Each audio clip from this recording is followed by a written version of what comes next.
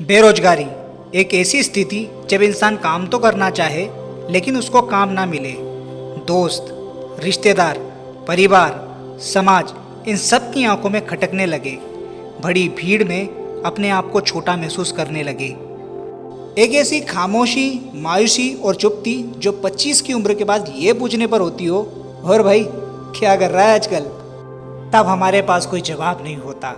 हमारा सर शर्म के भरे झुक जाता है। हम कुछ नहीं बोल पाते चाहते हुए भी। अपनों के ऊपर बोझ बनने लगते हैं। कद्र कम हो जाती है। ऐसी परिस्थिति ही बेरोजगारी कहलाती है। ऐसे में ये सवाल उठता है कि इतनी बेरोजगारी क्यों है और भारत में ही इतनी बेरोजगारी क्यों है। शासन क्या कर रहा है, प्रशासन क्या कर रहा है और देश को चलाने वाली व्यवस्थाएं क्या कर रही हैं। तो नमस्कार दोस्तों, मेरा नाम है अनिल कुमार जाटव और आज की इस वीडियो में अर्थशास्त्र से संबंधित बातें होंगी। आज की वीडियो में मैं ये बताऊंगा कि बेरोजगारी कितने प्रकार की होती हैं और भारत में ही क्यों इतनी ज़्यादा बेरोजगारी है।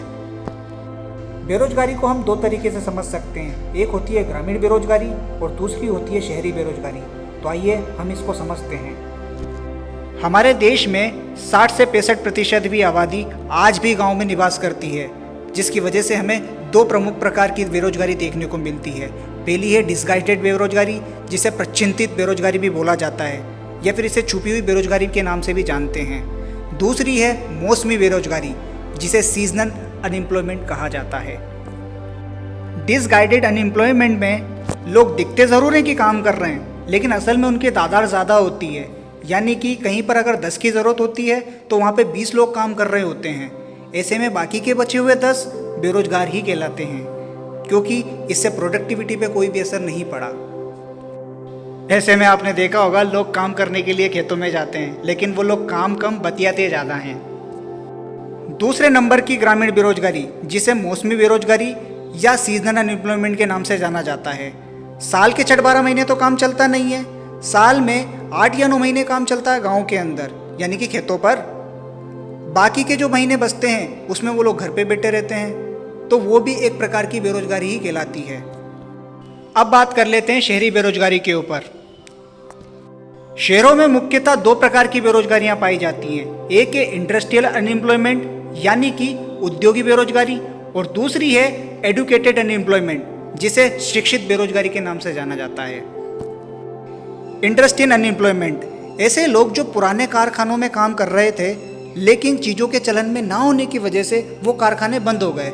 अब उन कारखानों में जो मजदूर काम कर रहे थे या फिर वो एडुकेटेड लोग काम कर रहे थे, वो सारे लोग बेरोजगार हो जाते हैं। उदाहरण के लिए हम ये समझ सकते हैं कि भाई साइकिल का जो काम चलता था पहले के टाइम पर, अब साइकिलों का चलन पूरी तरह से बंद हो चुका है देखा जाए तो अब वो जो साइकिल कंपनी में जो लोग काम कर रहे थे, उस उद्योगिक क्षेत्र में जो काम कर रहे थे, वो बेरोजगार हो गए। एडुकेटेड अनएम्प्लॉयर यानी कि शिक्षित बेरोजगार। भारत के सारे शहर भरे पड़े हैं शिक्षित बेरोजगारों से। घर वालों ने पढ़ा दिया, लिखा दिया, इस काबिल बना दिया कि नौकरी कर सके, लेकिन हमें तो काम करना ही नहीं है। क्यों? क्योंकि हमें तो गवर्नमेंट नौकरी चाहिए।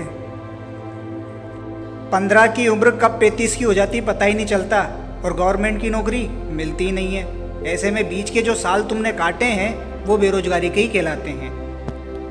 भारत में नौकरियों से ज़्यादा नौकरी ना करने के बहाने हैं। ये नौकरी मेरे लायक नहीं है, वहाँ पैसे कम दे रहे हैं, ये दूर ज़्यादा है। ऐसे ही करने में नौकरी हाथ से निकल जाती है और नतीजा लगता है हाथ बेरोजगारी। प्रकार तो हो गए, अब बेरोजगारी के कारण देख लेते हैं। चलो देखते हैं। पहला कारण, हमारे देश की निरंतर रूप से बढ़ती हुई जनसंख्या। हमारी देश की जनसंख्या जल्दी ही चाइना की जनसंख्या को पछाड़ने वाली है।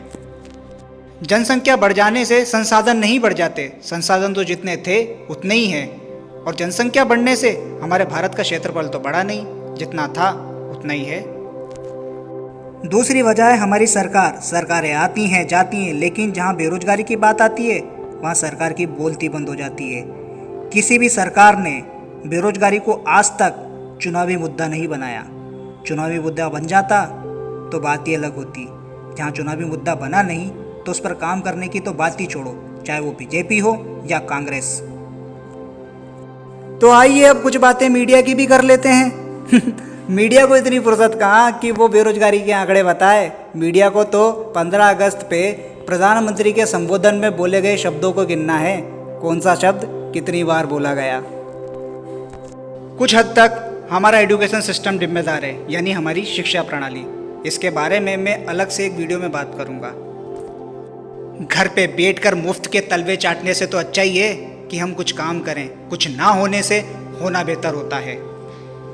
तो आइए अब समाधान की बात कर लेते हैं। समाधान सिर्फ इतना है कि हमें जो भी काम मिले, जैसा भी काम मिले, जितना भी काम मिले, जितने भी पैसे दे, हमें कर लेना चाहिए। कौन सा काम हमें ज़िंदगी भर करना है?